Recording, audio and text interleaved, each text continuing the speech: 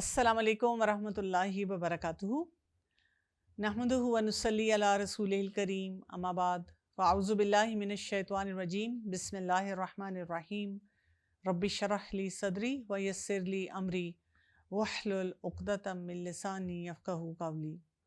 آج ہم سورہ الحدید انشاءاللہ تکمیل پہ ہے ہماری، اور ہم آیت نمبر 20 سے 29 کریں گے۔ آئیے پہلے اس کی تلاوت سنتے ہیں۔ اعوذ باللہ من الشیطان الرجیم بسم اللہ الرحمن الرحیم من ذا الذی يقرض اللہ قرضا حسنا فیضاعفه له وله اجر کریم يوم ترى المؤمنين والمؤمنات يسعى نورهم بين أيديهم وبأيمانهم بشراكم اليوم جنات تجري من تحتها الأنهار خالدين فيها ذلك هو الفوز العظيم يوم يقول المنافقون والمنافقات للذين آمنوا انظرونا نقتبس من نوركم قيل ارجعوا وراءكم فالتمسوا نورا فضرب بينهم بسور له باب باطنه فيه الرحمة وظاهره من قبله العذاب ينادونهم ألم نكن معكم قالوا بلى ولكنكم فتنتم أنفسكم وتربصتم وارتبتم وغرتكم الأماني حتى جاء أمر الله وغركم بالله الغرور فاليوم لا يؤخذ منكم فدية ولا من الذين كفروا مأواكم النار هي مولاكم وبئس المصير ألم يأن للذين آمنوا أن تخشع قلوبهم لذكر الله وما نزل من الحق ولا يكونوا كالذين أوتوا الكتاب من قبل فطال عليهم الأمد فقست قلوبهم وكثير منهم فاسقون اعلموا أن الله يحيي الأرض بعد موتها قد بينا لكم الآيات لعلكم تعقلون إن المصدقين والمصدقات وأقرضوا الله قرضا حسنا يضاعف لهم ولهم أجر كريم والذين آمنوا بالله ورسله أولئك هم الصديقون والشهداء عند ربهم لهم أجرهم ونورهم والذين كفروا وكذبوا بآياتنا أولئك أصحاب الجحيم۔ سورہ الحدید آیت نمبر 20۔ اعلموا انما الحیات الدنیا، جان لو بے شک دنیا کی زندگی۔ کیا ہے دنیا کی زندگی؟ یہی ہمیں جاننا ہے۔ اللہ تعالیٰ ہمیں بتانا چاہ رہے ہیں کہ دنیا کی زندگی میں رہتے ہوئے ہم نے کیا کرنا ہے اور کن چیزوں سے اپنے آپ کو بچانا ہے۔ تو یہاں پہ ایک ہمارے پاس لمبی لسٹ آ رہی ہے سورہ الحدید کی آیت نمبر 20 میں، اس کو ہم نے سمجھنا ہے۔ لعب کھیل ہے، اور تماشا ہے، اور زینت ہے، اور باہم فخر کرنا ہے آپس میں، اور ایک دوسرے پر کثرت حاصل کرنا ہے مال میں اور اولاد میں۔ تو دنیا کی زندگی میں ہم کیا کچھ کر رہے ہوتے ہیں اگر ہم اس لسٹ کو دیکھ لیں، یعنی یہ 5 چیزیں ہیں جس میں ہماری دنیا جو ہے نا وہ چل رہی ہے، اور اسی چکر کی وجہ سے ہم اکثر اوقات یہ کہتے نظر آتے ہیں کہ وہ دین کے کام کرنے کا وقت نہیں ملتا، قرآن پڑھنے کا وقت نہیں ملتا، میرا بہت دل چاہتا ہے کہ میں دین کو سمجھوں یا کچھ فی سبیل اللہ کے لیے کام کروں، بس کیا کریں، دنیا کے جھمیلے ہی ہمارے اتنے ہیں کہ ہمارے پاس وقت نہیں ہوتا۔ تو سب سے پہلے کہ کھیل، یعنی کھیل کیسے ہیں؟ ویسے تو کھیل ہیلدی ہوتا ہے جس میں ہم اپنے جوارے باڈی پارٹس کو موو کر رہے ہوتے ہیں، لیکن اگر ہم ایکسیسو کھیل کود میں پڑ جائیں تو اس سے بھی کیا ہوتا ہے کہ وہ ٹائم ویسٹر بن جاتا ہے۔ پھر آ جاتا ہے لہو۔ لہو میں کیا چیزیں ہوتی ہیں؟ جیسے لہو میں ہم وہ کھیل جو کہ ہمارے دل کو اتنا زیادہ محو کر دے کہ اب ہم خواہشات میں پڑ جائیں اور ہم غفلت میں پڑ جائیں۔ جیسے آپ دیکھیں جب ہمارے بچے جو ہیں اس طرح کے کھیل میں پڑھتے ہیں جس میں انہوں نے سکور کرنا ہے، آن لائن گیمنگ ہے، کنٹینیوسلی گیمنگ کر رہے ہیں اور اسی میں وہ پھنسے ہوئے ہیں، جس کی وجہ سے نمازیں بھی ان کی رہ رہی ہیں اور باقی جو دین کے کام ہیں ان سب میں وہ پیچھے ہو رہے ہیں۔ پھر اس کے بعد آ جاتا ہے وزینہ اور زینت، یعنی جو ظاہری سجاوٹ ہے، گھر کو سجانا ہے، گاڑیاں سجانی ہیں، اور اس کے علاوہ جو ہمارے ڈیفرنٹ ایونٹس ہیں ان کے لیے ہم نے کیا کیا پلاننگ کرنی ہے اور تھیمیٹک طریقے سے ہم نے چلنا ہے۔ پھر آ گیا وتفاخر بینکم، اور باہم فخر کرنا آپس میں۔ تفاخر ہوتا ہے فخر سے، یعنی اپنے آپ کو بڑا ظاہر کرنا، بڑا ثابت کرنا، you are proud of yourself, آپ کا مال ہے، آپ کی اولاد ہے، اور آپ جگہ جگہ ان کی نمائش کرتے پھرتے ہیں۔ کبھی آپ سوشل میڈیا پہ کر رہے ہیں، کبھی آپ اپنی دعوتوں میں کر رہے ہیں، کبھی اپنے خاندان والوں کے سامنے کر رہے ہیں۔ تو یہ کیا ہے کہ آپ کا آپس کا ایک فخر کرنے کا انداز ہے۔ اور پھر ساتھ آ گیا تکاثر۔ اور تکاثر کیا ہوتا ہے؟ تکاثر میں بھی باہم مقابلہ آتا ہے، اور اس میں یہ والا مقابلہ وہ نہیں ہوتا کہ ٹھیک ہے جی میں ایک کمپٹیٹیو سینس رکھ رہی ہوں، ہیلدی کمپٹیشن ہے، اس کی وجہ سے کبھی میں کامیاب ہوں، کبھی آپ کامیاب ہیں۔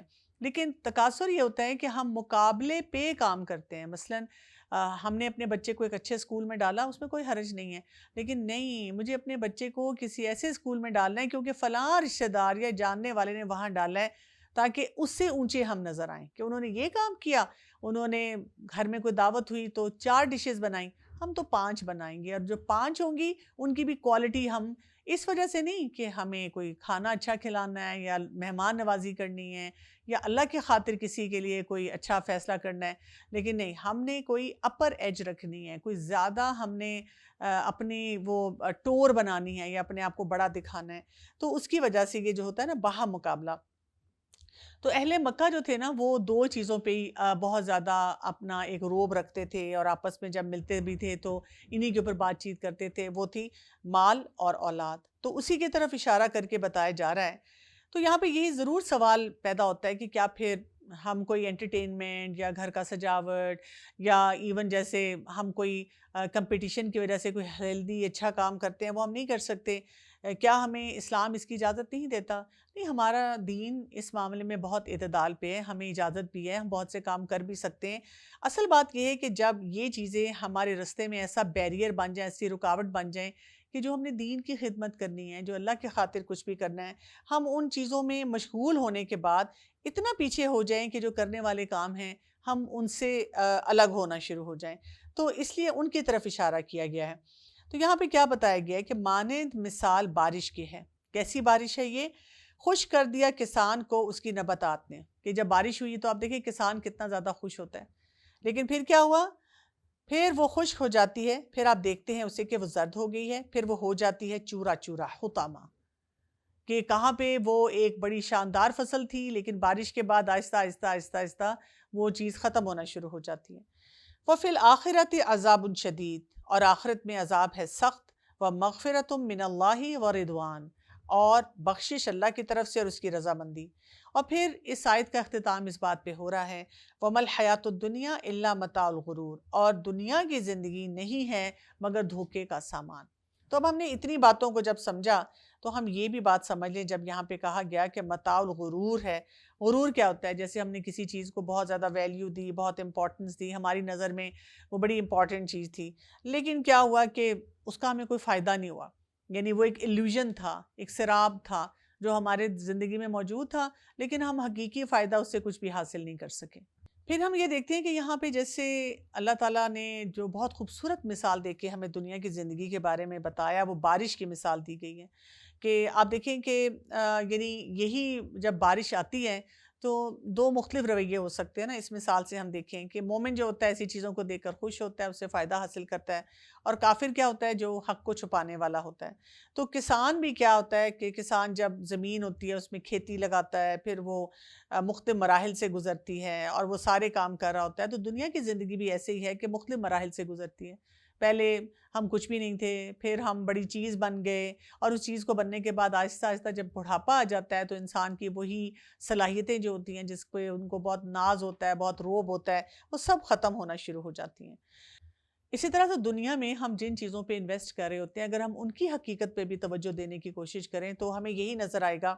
مثلاً ایک ٹائم پہ آپ نے نیا فرنیچر بنوایا اور بہت آپ خوش ہوتے تھے اس فرنیچر کو دیکھ کے, کچھ عرصے کے بعد وہ پرانا سا ہو جاتا ہے اور آپ کو اس کی کوئی ویلیو نہیں رہتی. اسی طرح گاڑی آپ نے لی, اسی طرح نیا فون آپ نے لیا, اور اسی طرح آپ دیکھتے ہیں کہ ایک دلہن ہوتی ہے, وہ اتنا مہنگا لباس بناتی ہے اور اس پہ بھی وہ کہتی ہے کہ میں بہت ایکسکلوسیو نظر آؤں, کوئی میرے جیسا وہاں پہ نہ ہو, لیکن بعد میں وہی لباس جو ہوتا ہے وہ آؤٹ ڈیٹڈ ہونا شروع ہو جاتا ہے. تو دنیا میں جتنی بھی چیزیں ہم دیکھ رہے ہوتے ہیں وہ مختلف ادوار سے گزرتی ہیں. شروع میں ہمیں بہت اچھی لگتی ہیں اور اس کے بعد وہ ختم ہو جاتی ہیں. اسی طرح جب بارش کے ساتھ مثال دی گئی تو ہم دیکھیں مختلف سیزنز آتے ہیں. ہمارے پاس بہار ہے جس میں ہر چیز ہری بھری ہو جاتی ہے, پھر خزاں ہے, پھر اس کے بعد ہم دیکھتے ہیں کہ ونٹر آ جاتا ہے, سردیوں کا موقع آ جاتا ہے. اچھا, اسی طرح انسان کو دیکھیں, ایک بچہ ہوتا ہے وہ کچھ بھی نہیں کر پاتا, پھر وہ آہستہ آہستہ اپنی پیوبرٹی پہ پہنچتا ہے, بلوغت پہ آتا ہے, اور وہاں پہ اب اس کی زندگی میں اٹریکشنز طرح طرح کی آنا شروع ہو جاتی ہیں, اور انہی اٹریکشنز کی وجہ سے وہ اپنے لیے بہت سارے فیصلے بھی کرتا ہے. پھر آگے دیکھیں کہ ہم نسلوں میں چلے جاتے ہیں اور وہاں پر بھی ہم بہت ساری باتوں پہ فخر بھی کر رہے ہیں اور تکاثر میں بھی لگے ہوئے ہیں. لیکن یہاں پہ اصل چیز جو ہے جس پہ توجہ دینی چاہیے وہ کیا ہے؟ یہ سب کچھ جو ہم دنیا میں کر رہے ہیں, یا تو یہ آخرت میں عذاب لے کر آئے گا اور وہ بھی شدید والا, یا پھر یہ اللہ تعالیٰ کی طرف سے بخشش لائے گا اور رضامندی لائے گا. اب اس کام کا فیصلہ کون کرے گا کہ ہمیں اللہ کی رضا مل رہی ہے اور ساتھ اللہ تعالیٰ ہمیں معاف کر رہا ہے, یا یہ کہ ہم نے غلط انویسٹمنٹ کر دیا دنیا میں, متاع الغرور جو ہے اس پہ ہم دھوکے میں آ گئے اور انہی باتوں میں پڑ گئے. یولو کا concept, you only live once, enjoy کر لو زندگی کو, بعد میں دیکھا جائے گا, کیا پتہ کچھ اور ہونا ہے نہیں ہونا ہمارے ساتھ. دل تو صاف ہے ہمارا, دل تو بچہ ہے, دل کی بہت ساری خواہشات ہیں, اور کچھ نہیں, لوگوں نے ایسی باتیں بنائی ہوئی ہیں. اللہ تعالیٰ تو غفور الرحیم ہے, اللہ نے تو ہم سب کو معاف کر دینا ہے. لیکن اللہ تعالیٰ یہاں جو ہمیں سسٹم بتا رہے ہیں, جو طریقہ کار بتا رہے ہیں, اگر ہم اس کے مطابق اپنی زندگی نہیں گزاریں گے تو ہم بہت سی مشکلات میں ہوں گے. آیت نمبر 21 میں اسی لیے پھر بتایا گیا کہ پھر کرنے کا کام کیا ہے, کس چیز پہ توجہ دینی چاہیے. دنیا میں آپ کو اللہ نے اتنا نوازا ہے, اتنا کچھ دیا ہوا ہے, تو کیا کریں؟ سابقوا الی مغفرۃ من ربکم, دوڑو اپنے رب کی بخشش کی طرف. سابقو, سبقت لے کر جاؤ, بہت تیزی سے سوچو کیا کام کرنا ہے, کوئی منٹ ضائع نہ کرو. یعنی اگر آپ کہیں پہ بھی بیٹھے ہیں اور آپ کو لگتا ہے کوئی بزرگ پاس سے گزر رہا ہے, اس کو کوئی ہیلپ چاہیے, اس کو ہیلپ کر دو. کہیں کوئی چیز گری ہوئی ہے, اس کو اٹھا کے کہیں کوڑے میں ڈال دو. کوئی اور اسی طرح کوئی بھی کام کرنے والا آپ کو سمجھ نہیں آ رہا, اللہ کا ذکر کرنا شروع کر دو. نماز کی تیاری اذان ہونے سے پہلے شروع کر دو. لوگوں کی مدد کرنے کے لیے ہر وقت ویجیلنٹ رہو, تیار رہو. اور کیا کہا, کس لیے ہمیں یہ کرنا ہے؟ اس لیے کہ وہ جو جنت ہے جس کی چوڑائی, کیسی چوڑائی ہے؟ آسمان اور زمین جتنی, یعنی بہت وسیع ایک جنت ہے جو ملنے والی ہے. ہیوج لینڈ آپ کا انتظار کر رہا ہے, ایسی ہاؤسنگ سکیم جس کا کوئی سکینڈل بھی نہیں نکلنے والا, اور اس کے لیے آپ کو کوئی پیسے بھی نہیں جمع کرنے, اور اس کے لیے کوئی قسطیں بھی نہیں لینی پڑنی, اور اس کے بارے میں سوچ سوچ کے ایسے نہیں کرنا, ٹھنڈی سانسیں نہیں بھرنی پڑیں گی کہ ہائے کاش ہمیں بھی کوئی ایسی جگہ مل جاتی, ایسی چیز مل جاتی. بلکہ یہاں پہ یہی بتایا جا رہا ہے کہ اللہ تعالیٰ نے ہمارے لیے تیار کی ہوئی ہے. اعدت للذین آمنوا باللہ ورسولہ. تو اللہ تعالیٰ نے کس کے لیے تیار کی ہے؟ جب میں نے کہا ہمارے لیے, تو ہم کون ہوں؟ ہم ایمان لانے والے ہوں اللہ پہ اور اللہ کے رسولوں پہ. تو جب انسان اپنے ایمان کے ذریعے اپنے ایک وہ لینز لگا کے, ایک سکینر لگا کر اپنی زندگی میں جو کرنے والے کام ہیں ان کی طرف توجہ دیتا ہے, تو یہاں سے کیا ہو جاتا ہے, اس کے اندر یہ ایک موٹیویشن آتی ہے, ایک جوش اور جذبہ آتا ہے کہ اس نے اللہ کی خاطر بہت سے کام کرنے ہیں. اور جب وہ سبقت لے کے جانا چاہتا ہے, کس میں؟ دنیا میں تکاثر پہ نہیں کہ کوئی مجھ سے جل جائے گا, کوئی سڑ جائے گا, کسی کو میں نیچا دکھا دوں, بلکہ سبقت کیا ہے؟ چھوڑو, دنیا میں اگر کوئی چیز نہیں بھی ملی, وہ میرا ٹارگٹ ہے آخرت. میں نے آخرت کی طرف جانا ہے، اور وہاں پہ اللہ تعالیٰ نے مجھے جو کچھ دینا ہے اس کا تو وہ ان امیجنیبل ہے، وہ ان امیجنیبل ڈیل ہے، اور میں اس سے اپنے آپ کو پیچھے نہیں کر سکتا۔ تو یہاں پہ ہمیں اس جنت میں جانے کی جو شرط بتا دی گئی، اور ساتھ ہی ایک اور بات بھی بتا دی گئی، ذالک فضل اللہ، یہ اللہ کا فضل ہے۔ یعنی اگر ہم جنت میں جائیں اور ہم سمجھیں کیونکہ ہم نے بہت سمارٹلی ڈھیروں ڈھیر کام کیے تھے، اللہ کی اطاعت کے کام کیے تھے، اس وجہ سے ہمیں یہ ملی ہے جنت، نہیں۔ اگر ہم اپنی ساری زندگی کی عبادات کو بھی جمع کر لیں، ان کو اکٹھا کریں، تو وہ بھی ٹوٹی پھوٹی ہوں گی اس جنت کے مقابلے میں جو اللہ تعالیٰ ہمیں دے رہے ہیں۔ اور اگر ہمارا حساب کتاب ہونا شروع ہو گیا تو ہم تو بالکل ہی رہ جائیں گے۔ تو ہم یہ سمجھیں کہ انسان جب جنت میں جاتا ہے تو وہ اس لیے جاتا ہے کیونکہ جنت کے لیے جو ہے نا یہ اللہ کا فضل ہوتا ہے کہ اللہ تعالیٰ کسی انسان کو وہاں بھیج دیتا ہے۔ اور کیوں؟ وہ عطا کرتا ہے اسے جسے وہ چاہتا ہے۔ تو اللہ تعالیٰ کس کے لیے چاہتا ہے؟ کس کو اللہ تعالیٰ یہ دے گا؟ جو اللہ تعالیٰ کی نعمتوں کا شکر ادا کرنا جانے گا۔ اور اللہ تعالیٰ نے جیسے ہمیں کتنی 5 سینسز کو اگر ہم دیکھ لیں کہ اللہ تعالیٰ نے ہمیں دیکھنا، سونگھنا، سننا، ٹچ کرنا، ٹیسٹ کرنا یہ جو دیا ہے، کیا ہم اسی کو صحیح طرح سے استعمال کرتے ہیں؟ آپ دیکھیں ہم کھانا کھاتے ہیں تو تب بھی ایبسنٹ مائنڈیڈ ہیں، سامنے اسکرین رکھ کے بیٹھے ہوئے ہیں، کوئی چیز دیکھ بھی رہے ہیں تو دماغ میں کوئی ایک اور ریل چل رہی ہوتی ہے جس کے مطابق ہم کہیں کے کہیں پہنچے ہوئے ہوتے ہیں۔ اسی طرح اگر ہم کسی چیز کو ٹچ کرتے ہیں تو ہمارے اندر کمپیشن ہی نہیں ہے، خیر خواہی نہیں ہے، بلکہ ہمارا تو دل چاہتا ہے کسی کو بھی کچا چبا جائیں، اور لوگوں کو تنگ کرنا شروع کر دیتے ہیں۔ تو یہاں پہ انسان کو جو کرنا چاہیے وہ کیا ہے؟ اللہ کی چاہت کے مطابق آنے کے لیے، اللہ کی عطا کے لیے، اپنے آپ کو اس کے قابل بنانے کے لیے وہ اسباب اختیار کرنے کی ضرورت ہے، ان اسباب کی طرف دوڑنے کی ضرورت ہے جہاں سے اللہ کی بخشش جو ہے وہ آتی ہے۔ اور اس کے لیے کیا کرنا ہوگا؟ توبہ استغفار میں بہت جلدی کرنی چاہیے، اپنی کوئی غلطی ہو اس کو فوراً مان لینا چاہیے، اسی طرح اللہ تعالیٰ کی طرف فوراً رجوع کرنا چاہیے۔ اور جب انسان اپنے ان تمام اسباب کو اختیار کرتا ہے تو وہاں سے اس کے لیے پھر کیا ہوتی ہے کہ وہ آسانی کا راستہ جو ہے وہ کھلنا شروع ہو جاتا ہے۔ تو اسی لیے یہاں کہا گیا دوبارہ سے واللہ ذو الفضل العظیم، اور یہ اللہ کا بہت بڑا فضل ہے۔ یعنی یہ کوئی چھوٹی بات نہیں ہے کہ جس پہ ہم آرام سے کیجولی کہ ہاں سو وٹ اگر مجھے جو ہے ایسی چیز مل گئی ہے۔ تو اللہ تعالیٰ نے یہاں پہ انسان کو بہت آسانیاں دی ہیں، اور اگر انہی آسانیوں کو انسان دیکھے اور اپنی نیکیوں کو بڑھانا شروع کر دے تو انسان جو ہے اللہ اپنے رب کو راضی کرتا ہے، دنیا بھی جو ہے نا اس کی بہت بہترین ہو جاتی ہے۔ رسول اللہ صلی اللہ علیہ وآلہ وسلم نے فرمایا، بائیں طرف والا فرشتہ 6 گھڑیاں مسلمان گناہ گار بندے سے قلم اٹھائے رکھتا ہے کہ اگر وہ شرمندہ ہو اور اللہ سے اس کے گناہوں کی بخشش مانگے تو وہ قلم رکھ دیتا ہے، ورنہ اس گناہ کو لکھ دیتا ہے۔ تو اس سے ہمیں کیا پتہ چلتا ہے کہ توبہ کا دروازہ جو ہے وہ ہر وقت کھلا ہوا ہوتا ہے۔ اس لیے تو کہا گیا کہ بھاگو، ایسی نیکیاں کرو جس سے تمہیں اللہ کی طرف سے بخشش ملے۔ اور ہمیں یہ بھی پتہ ہے ایک حدیث سے کہ اللہ تعالیٰ رات کو اپنا ہاتھ پھیلاتا ہے کہ دن کا گناہ گار توبہ کرے، اور دن کو اپنا ہاتھ پھیلاتا ہے کہ رات کا گناہ گار جو ہے وہ توبہ کر لے۔ حسن بصری رحمۃ اللہ علیہ کہتے ہیں کثرت سے استغفار کیا کرو، اپنے گھروں میں، اپنے دسترخوانوں پر، اپنے راستوں پر، بازاروں میں، مجلسوں میں، جہاں کہیں بھی تم ہو، تمہیں نہیں معلوم کہ کہاں بخشش نازل ہو رہی ہے۔ تو انسان یہ تبھی کام کر سکے گا نا جب وہ کانشیسلی اپنے گناہوں اور اپنے اعمال جو ہیں ان کی طرف نظر رکھے گا اور ان کی حقیقت کو سمجھنے کی کوشش بھی کرے گا۔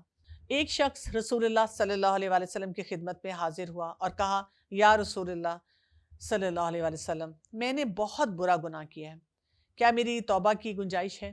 آپ صلی اللہ علیہ وآلہ وسلم نے فرمایا، کیا تمہارے والدین زندہ ہیں؟ اس نے کہا نہیں۔ پوچھا کہ خالہ زندہ ہیں؟ اس نے کہا ہاں۔ فرمایا اس کے ساتھ نیکی کرو۔ یعنی ہمارے جیسا ہوتا تو شاید ہم تھوڑے سے چسکے لیتے، پوچھتے کیا گناہ کیا ہے، پھر تھوڑا سا سر ہلاتے، پھر ایسا ایکسپریشن دیتے کہ میں نے تو کبھی سوچا بھی نہیں تھا کہ تم اس طرح کا غلط کام کر سکتے ہو، اور اس کو شرمندہ بھی کرتے کسی نہ کسی لیول پہ، اور پھر اس پہ بڑا احسان کر کے کہتے اچھا چلو میں دیکھتا ہوں کہ تمہیں کیا بتایا جا سکتا ہے، لیکن بڑا ہی مشکل معاملہ ہو گیا تمہارا، اور تم نے بڑی ہی کمپلیکیشن کی، تم نے کیا کیسے؟ وہ شخص ایک آلریڈی پریشان ہے اور آگے بڑھنا چاہ رہا ہے، اور ہم ہیں کہ اس کو آگے بڑھنے کا موقع نہیں دیتے۔ اسی لیے یہاں پہ ہم دیکھتے ہیں کہ رسول اللہ صلی اللہ علیہ وسلم نے کتنے پیار سے اس سے صرف یہ پوچھا، کرنا چاہ رہے ہو؟ اور کرنے کے لیے بھی آپ دیکھیں کتنی آسان نیکی جو ہے اس کو بتا دی، والدین کی خدمت کرنا، اور اگر والدین نہیں ہیں تو پھر کیا ہے کہ اپنی خالہ یا ان کے جو بھی قریبی رشتہ دار ہیں ان کا خیال رکھنا۔ آیت نمبر 22 کو دیکھیے، ما اصابہ میں مصیبہ، نہیں پہنچتی کوئی مصیبت زمین میں اور نہ تمہارے نفسوں میں، الا فی کتاب، مگر ایک کتاب میں ہے جو اس سے پہلے کہ ہم پیدا کریں اس سے، ان ذالک علی اللہ یسیر، بے شک یہ اللہ پر بہت ہی آسان کام ہے۔ اب یہاں پہ ہمیں ایک بہت ہی سمجھیں گہرا نقطہ ہے جو کہ سمجھایا جا رہا ہے، اور اگر ہمیں یہ سمجھ آ جائے تو سمجھیں کہ آپ کو نا دنیا میں ہونے والی جتنی مشکلات ہیں، جتنے مسئلے ہیں، آپ کو سمجھ آ جائے گی، آپ کی شخصیت میں ٹھہراؤ آ جائے گا کہ اللہ تعالیٰ ہمارے ساتھ کیسے معاملات کرتے ہیں۔ دنیا میں جو کچھ بھی ہوتا ہے، ہمیں کچھ ملتا ہے، ہم سے کچھ چھن جاتا ہے، ہماری کوئی آزمائش آ جاتی ہے، تو یاد رکھیں کہ یہ اللہ تعالیٰ کی طرف سے پہلے سے طے شدہ ہے۔ جیسے آپ دیکھیں، آپ کسی ایگزام میں جاتے ہیں تو ایگزامنر نے پہلے سے پیپر پریپیئر کیا ہوا ہوتا ہے اور ہمارے لیے تیار رکھا ہوا ہوتا ہے، تو اللہ تعالیٰ نے بھی یہ تمام ٹیسٹ اور تمام باتیں جو ہیں ہمارے لیے پہلے سے طے کی ہوئی ہیں۔ بس اب ہمارے لیے کام کیا ہے کہ ہم نے وہاں پہ ان نعمتوں کو پہچاننا ہے اور اپنے رب کے آگے ریئیکشنز نہیں شو کرنے بلکہ رسپانسز دینے ہیں۔ تو یہاں پہ دیکھیں کس قسم کی مصیبتیں ہیں جو زمین میں کہا گیا اور ہمارے نفسوں میں، دو جگہوں پہ یہ جو مشکلات ہیں ان کا ذکر کیا گیا۔ جیسے زمین میں قحط ہو سکتا ہے، جنگیں ہو سکتی ہیں، بارش کی کمی ہو سکتی ہے، سیلاب ہو سکتا ہے، اسی طرح کسی قسم کی خانہ جنگی ہو سکتی ہے۔ تو یہ زمین پہ ہونے والے مختلف طرح کے فساد ہیں جو کہ ہمارے سامنے آتے ہیں، جو ہمیں پریشان بھی کرتے ہیں، اور اس میں ہم اپنے دین سے بھی رہنمائی حاصل کرنے کی کوشش کرتے ہیں کہ کیوں ہو رہا ہے سب کچھ۔ پھر اسی طرح ذات میں جو انسان کے تکالیف یا مصیبتیں آتی ہیں، جیسے کوئی بیماری آ جاتی ہے، آپ کا کوئی بہت نیئر اینڈ ڈیئر ون ہے، وہ کھو جاتا ہے، آپ سے الگ ہو جاتا ہے، طلاق ہو جاتی ہے، یا کسی کی ڈیتھ ہو جاتی ہے، اسی طرح آپ کا کوئی مال ہے وہ آپ سے ختم ہو جاتا ہے، کوئی آپ کو بیماری ایسی ہو جاتی ہے جس کا علاج کروانا آپ کے لیے مشکل ہوتا ہے۔ تو یہاں پہ جو بات بتائی جا رہی ہے، اِنَّ ذَلِكَ عَلَى اللَّهِ يَسِيرٌ، یہ سب کام اللہ تعالیٰ کے لیے بہت آسان ہے۔ اللہ تعالیٰ کے پاس بڑا اسٹرانگ قسم کا امپلیمنٹیشن پلان ہے اور اس کو کوئی بھی ادھر سے ادھر نہیں کر سکتا۔ یہاں پہ تھوڑا سا تقدیر جو ہے اس کے کچھ معاملات کو سمجھتے ہیں۔ پہلی بات تو تقدیر میں ہمیں یہ سمجھنے کی ہے کہ اللہ تعالیٰ کے پاس ہر چیز کا علم ہے، یعنی کوئی چیز بھی اس سے مخفی نہیں ہے۔ دوسری بات یہ کہ اللہ تعالیٰ کا جتنا بھی علم ہے اللہ تعالیٰ نے اس کو لکھا ہوا ہے اور لوح محفوظ میں موجود ہے۔ ہمیں حدیث سے یہ پتہ چلتا ہے کہ اللہ تعالیٰ نے سب سے پہلے قلم کو تخلیق کیا اور تمام مخلوق کو بنانے سے پہلے یہی کہا، 50,000 سال پہلے یہ کہا کہ لکھو۔ قلم نے پوچھا کیا لکھوں؟ تو فرمایا قیامت تک ہونے والے تمام معاملات لکھ دو، جو کچھ بھی ہونے والا ہے۔ تو کین یو امیجن کہ اللہ تعالیٰ کے علم کی وسعت کتنی زیادہ ہے۔ تیسری بات ہم نے سمجھنی ہے اللہ تعالیٰ کی مشیت، اور وہ کیا ہوتا ہے کہ جو چیز اللہ چاہتا ہے وہ وہی ہوتی ہے، اور وہ جیسے چاہتا ہے وہ ویسے ہی ہوتی ہے۔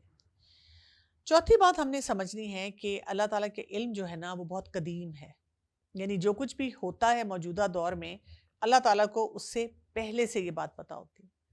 تو سب سے پہلا نقطہ تو آپ یہ سمجھ لیں، جب ہمیں یہ 4 پوائنٹس پتہ چل جاتے ہیں کہ اس تقدیر پر اسی طریقے سے ایمان لانا ہمارے لیے بہت ضروری ہے، اور اس میں ہمیں یہ پتہ چل جاتا ہے کہ انسان کی عمر، انسان کا رزق، انسان ہدایت پہ ہوگا، گمراہی پہ ہوگا، اولاد ہوگی نہیں ہوگی، شادی ہوگی نہیں ہوگی، جتنے میجر باتیں ہیں، ہمارے فزیکل فیچرز، اسی طرح ہمارا رزق کتنا ہے، یہ سب اللہ تعالیٰ نے لکھ دیا ہے۔ اور اگر ہمارے لیے کوئی چیز چھوڑی ہے تو وہ کیا ہے کہ کسی بھی سینیریو میں، کسی بھی پوزیشن میں، کسی بھی معاملے میں ہم وہاں پہ اللہ کی نعمت کو پہچانتے ہیں اور اللہ کے حکم کے مطابق وہاں پہ رسپانس دیتے ہیں کہ نہیں دیتے۔ اللہ تعالیٰ کو اپنے علم کی وجہ سے وہ تمام باتیں پہلے سے پتہ ہیں کہ ہم کیا کریں گے، لیکن ہمیں تو نہیں معلوم نا۔ ہم صرف اس بات پہ تکیہ لگا کے کہ اللہ نے شاید میرے لیے ہدایت لکھی نہیں تو پھر میں کہاں سے ہدایت پہ پہنچوں، ہمیں تو نہیں اندازہ کہ ہدایت لکھی ہے کہ نہیں لکھی۔ تو ہمیں تو ہر مومنٹ میں، ہر وقت میں اپنا 100% اس کو دینا ہے، پورا کام کریں گے تو پھر ہی ہمیں کوئی نتیجہ ملے گا۔ آیت نمبر 23 کو دیکھیں، اللہ سبحانہ تعالیٰ فرماتے ہیں تاکہ نہ تم افسوس کرو اس پر جو کھو جائے تم سے، اور نہ تم اتراؤ اس پر جو اس نے دیا تمہیں۔ واللہ لا یحب کل مختال فخور، اور اللہ نہیں پسند کرتا ہر خود پسند اور بہت فخر جتانے والے کو۔ تو اس سارے معاملے میں ہمیں کیا بتایا جا رہا ہے کہ اصل بات یہ ہے جب ہم دنیا کیوں ہے، ہم اس ٹائم زون میں کیوں ہیں، ہمیں کیا کام کرنا ہے، کس طرح سے رہنا ہے، تو جب ہم اللہ تعالیٰ کے تمام فیصلوں کی ایکسیپٹنس اپنے اندر لے آتے ہیں تو اس کے بعد ہمیں کون سا کام کرنا ہے، ہمیں آگے بڑھ کر بیسیکلی نہ تو اترانا ہے اور نہ ہی اس دنیا میں کھو جانا ہے۔ یعنی ہم اکثر دیکھتے ہیں کہ جتنے بھی ہمارے ریگریٹس ہوتے ہیں، ہماری ندامتیں ہیں، پچھتاوے ہیں، یہ سب انہی باتوں پہ اکثر ہوتے ہیں. ہم جو الجھے ہوئے ہوتے ہیں وہ ہم تقدیر کے معاملات میں بہت زیادہ الجھتے ہیں. تو ہمیں اپنے لیے بیسیکلی کیا کرنا چاہیے؟ اکرمہ بن عباس رضی اللہ عنہ فرماتے ہیں کہ اس آیت کے بارے میں کہ ہر شخص غمگین ہوتا ہے اور خوش ہوتا ہے، لیکن مومن اپنی مصیبت پر صبر کرتا ہے اور خوشحالی پر شکر ادا کرتا ہے. اور مومن کیا کہتا ہے؟ قدر اللہ ما شاء اللہ. یعنی وہ کہتا ہے جو اللہ کی طرف سے فیصلہ تھا وہ ہو گیا، اور وہ فوراً اللہ کی طرف رجوع کرتا ہے اور اپنی اصلاح کرنا شروع کرتا ہے. جہاں ان سے غلطی ہو جاتی ہے اللہ سے معافی مانگتا ہے، اور جو اپنے کرنے کا کام ہے جو اس کے سرکل آف کنٹرول میں ہوتا ہے اس کو کرتا چلا جاتا ہے، اور وہیں سے اس کے لیے پھر آسانی آ جاتی ہے. ہم دیکھتے ہیں جیسے نبی کریم صلی اللہ علیہ وسلم کے جو بیٹے تھے ابراہیم، جب وہ فوت ہوئے تو آپ صلی اللہ علیہ وسلم کیا فرماتے ہیں؟ بے شک آنکھیں روتی ہیں، دل غمگین ہیں، اور ہم نہیں کہتے مگر وہی بات جس سے ہمارا رب راضی ہو جائے. اور یہ کہ ان کے بیٹے کی جو فوت ہونے پہ تمام لوگ غمگین تھے، لیکن کسی نے بھی کسی قسم کی ناشکری نہیں کی. تو بتایا ہی جا رہا ہے یہاں پہ جو بات آ رہی ہے مختال فخور. مختال کیا ہوتا ہے؟ کہ جو انسان اپنے کسی کام پہ بہت غرور کرتا ہے نا، بڑی اپنے آپ کو چیز سمجھنا. مختال ہوتا ہے جیسے ایک خیل ہوتا ہے نا، گھوڑا. جیسے انسان گھوڑے پہ بیٹھتا ہے تو بہت اکڑ کے بیٹھتا ہے، اور جس طرح سے وہ چلتا ہے اس کی باگیں پکڑ کے، تو وہ ایٹیچیوڈ بتایا جا رہا ہے. اور اسی طرح سے فخور، فخر کرنے والا، تو دوبارہ یہ کہ انسان اپنے آپ کو عقل کل سمجھ لے، انسان اپنے آپ کو دیکھے اور کہے میں تو بڑی چیز ہوں، جو میں کر سکتا ہوں وہ کوئی اور انسان جو ہے وہ نہیں کر سکتا. تو اس رویے سے بچانے کی یہ جو ہے یہ بتایا گیا ہے کہ اپنے آپ کو انسان دور رکھے تو بہتر ہے. پھر اس کے بعد آیت نمبر 24 میں بتایا جا رہا ہے کہ یہ جو مختال فخور، جو لوگ اس قسم کے غلط رویوں میں چلے جاتے ہیں، ان کی پرسنالٹی کیسی ہوتی ہے؟ بتایا جا رہا ہے الذین یبخلون، وہ لوگ جو بخل کرتے ہیں.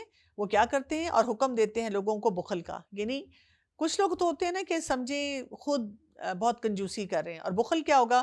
کہ اللہ تعالیٰ نے جو بھی واجبات رکھے ہیں اور ان کی ادائیگی جو لازم کی ہے، ان سب جگہوں پہ انسان کچھ پیسے نہ لگائے. جیسے ہم دیکھتے ہیں کبھی کبھی کوئی انسان ایسا ہوتا ہے، ایک مرد ہوتا ہے جو باہر تو بڑا شاہ خرچ ہے، لیکن جب اپنے گھر میں آ جاتا ہے تو وہاں پیسے نہیں دیتا، جو جائز خرچے ہیں وہ بھی پورے نہیں کرتا. اور تو ایسا انسان بھی بخیل ہوگا، اس کو ہم شاہ خرچ نہیں کہہ سکتے. یا یہ کہ غلط چیزوں پہ جہاں پہ خرچ کرنا ہے وہاں کر لیتا ہے، جو جائز مقامات ہیں وہاں پہ وہ خرچ نہیں کرتا. تو اس کا مطلب ہے اس کی منی مینجمنٹ جو ہے وہ ٹھیک نہیں ہے. تو یہاں پہ صرف یہ بات نہیں کی گئی وہ دوہرا گناہ میں ہے، کیونکہ وہ خود بھی بخل کرتا ہے اور باقی لوگوں کو بھی بخل کی طرف لے کے جاتا ہے. یعنی اگر کوئی کچھ اللہ کے راستے میں دینا چاہے تو اس کو کیا کہتا ہے؟ نہیں نہیں نہ دو، یہ ایسے ہی ہیں لوگ مانگنے والے. روکتا ہے اور دوسرے لوگوں کو بھی روکنا شروع کر دیتا ہے. اور اس کے لیے کیا کہا گیا؟ اور جو کوئی منہ پھیرتا ہے تو بے شک فَإِنَّ اللَّهَ هُوَ الْغَنِيُّ الْحَمِيدُ، تو اللہ بہت غنی ہے اور بہت تعریف والا ہے. الغنی اور الحمید ہے. آپ دیکھیں جہاں پر انسان کے لیے آیا کہ وہ بخل کرتا ہے، اس کے مقابلے میں اللہ تعالیٰ کی کون سی صفت جو ہے وہ آ رہی ہے؟ الغنی. یعنی غنی کہ اللہ بے نیاز ہے، اللہ تعالیٰ کو کسی چیز کی ضرورت نہیں ہے. ہم سکلفل ہوتے ہیں، ہم اچھا کام کرتے ہیں، ہم کسی کی مدد کرتے ہیں، یا ہم لیزی ہوتے ہیں، ہم غفلت میں رہتے ہیں. اللہ تعالیٰ کو نہ تو ہمارا کوئی پیسہ چاہیے، مال چاہیے، نہ ہماری طرف سے کوئی استغفار چاہیے یا نعمتوں پہ کوئی شکر کا اظہار چاہیے. جو کچھ بھی ہم وہ کر رہے ہوتے ہیں ہم اپنے لیے کرتے ہیں. تو ایک انسان جو ہے جب اپنے ایٹیچیوڈ میں بخیل ہو جاتا ہے تو مال کے معاملے میں بھی بخیل ہوتا ہے، اور اس کے علاوہ عبادات میں بھی وہ بخیل ہونا شروع ہو جاتا ہے کہ وہ اپنے رب کا شکر گزار بندہ نہیں بنتا، نہ لوگوں کا شکر ادا کرتا ہے اور نہ ہی اللہ کا جو ہے اس کی نعمتوں کو دیکھ سکتا ہے. آیت نمبر 25 پہ آتے ہیں. اللہ سبحانہ تعالیٰ فرما رہے ہیں لَقَدْ أَرْسَلْنَا رُسُلَنَا بِالْبَيِّنَاتِ، اور تحقیق بھیجا ہم نے اپنے رسولوں کو 7 واضح نشانیوں کے. تو جو انبیاء آئے، رسول آئے، وہ صحیح والے دلائل لے کر آئے. اور نازل کیا ہم نے ساتھ ان کی کتاب اور میزان، تاکہ قائم کریں لوگ انصاف پر. تو یہاں پہ اللہ تعالیٰ کی طرف سے جو الکتاب، اللہ کا پیغام، جو الہامی پیغام آیا، اس کے ساتھ اللہ تعالیٰ نے ایک میزان بھی بھیجا، یعنی عدل اور بیلنس کا طریقہ بھیجا، جو کہ ہم دیکھتے ہیں کہ جہاں پر بھی حقوق و فرائض ہیں ان میں ہمیں نظر آتا ہے، چاہے وہ حقوق اللہ سے لے کر حقوق العباد تک ہیں، یا ایون حقوق العباد کا بھی جو دائرہ کار ہے اگر ہم اس کو صحیح طرح سے انڈرسٹینڈ کرنے کی کوشش کریں تو اس میں بھی ہمیں بہت اعتدال جو ہے وہ نظر آتا ہے، وہ میزان نظر آتا ہے. اور یہ اسی لیے دیا گیا تاکہ لوگ جو ہیں انصاف کے ساتھ تمام معاملات کو لے کے چلیں. معاذ رضی اللہ عنہ کہتے ہیں کہ ایک دفعہ میں نبی کریم صلی اللہ علیہ وسلم کے پیچھے گدھے پہ سوار تھا. آپ صلی اللہ علیہ وسلم نے فرمایا اے معاذ کیا تم جانتے ہو اللہ کا اس کے بندوں پر کیا حق ہے اور بندوں کا اللہ پر کیا حق ہے؟ میں نے عرض کی اللہ اور اس کے رسول ہی زیادہ جانتے ہیں۔ آپ صلی اللہ علیہ وسلم نے فرمایا بندوں پر اللہ کا حق یہ ہے کہ وہ صرف اس کی عبادت کریں اور اس کے ساتھ کسی کو شریک نہ ٹھہرائیں، اور بندوں کا اللہ پر حق یہ ہے کہ جو کوئی اس کا شریک نہ ٹھہرائے اسے عذاب نہ دے۔ میں نے عرض کیا یا رسول اللہ صلی اللہ علیہ وسلم کیا میں لوگوں کو اس کی بشارت نہ دے دوں؟ آپ صلی اللہ علیہ وسلم نے فرمایا لوگوں کو بشارت نہ دو ورنہ وہ خالی توکل کر کے بیٹھ جائیں گے۔ تو دیکھیں یہاں پہ امپورٹنٹ بات بھی بتائی گئی اور ہم تک پہنچ بھی گئی، لیکن ہمیں یہ بھی سمجھ آ گئی کہ کرنے والے کام کون سے ہیں۔ اور پھر کیا بتایا جو اس سورت کے نام کے ساتھ چلتا ہے، وَأَنزَلْنَا الْحَدِيدَ، اور اتارا ہم نے لوہا جس میں زور ہے سخت اور کئی فائدے ہیں لوگوں کے لیے، اور تاکہ جان لے اللہ کہ کون مدد کرتا ہے اس کی، اس کی اور اس کے رسولوں کی غائبانہ طور پہ۔ ان اللہ قوی عزیز، اور بے شک اللہ بہت قوت والا اور بہت زبردست ہے۔ تو یہاں پہ ہم دیکھتے ہیں کہ اللہ تعالیٰ نے لوہے کی بات کی ہے۔ اکرمہ ابن عباس رضی اللہ عنہ سے روایت ہے، اور وہ کہتے ہیں کہ آدم علیہ السلام کے ساتھ 3 چیزیں اتاری گئی تھیں۔ حجر اسود جو کہ برف سے بھی زیادہ سفید تھا، پھر لوگوں کے گناہوں کی وجہ سے وہ کالا ہو گیا۔ موسیٰ علیہ السلام کا عصا، اور اس کے ساتھ تیسرا لوہا، اور لوہے کے ساتھ اللہ تعالیٰ نے 3 چیزیں اتاری تھیں، جیسے وہ جگہ جس پہ لوہے کو کاٹا جائے گا اور اس کا ہتھوڑا۔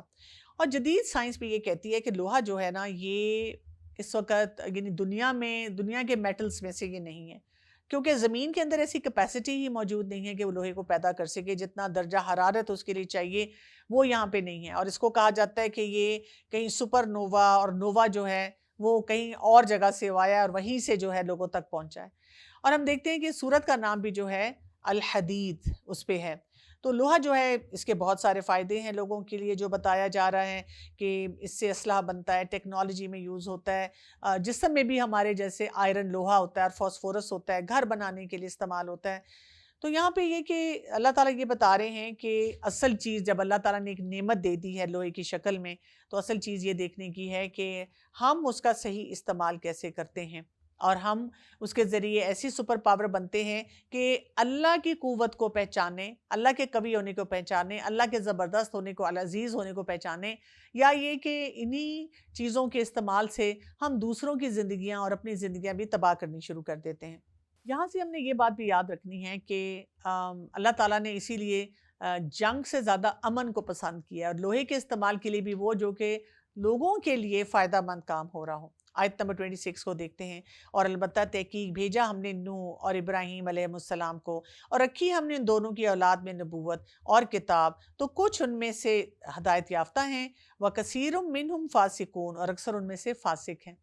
تو یہاں پہ مثال دی جا رہی ہے نوح علیہ السلام کی اور ابراہیم علیہ السلام کی، دونوں اولو العزم انبیاء میں سے تھے۔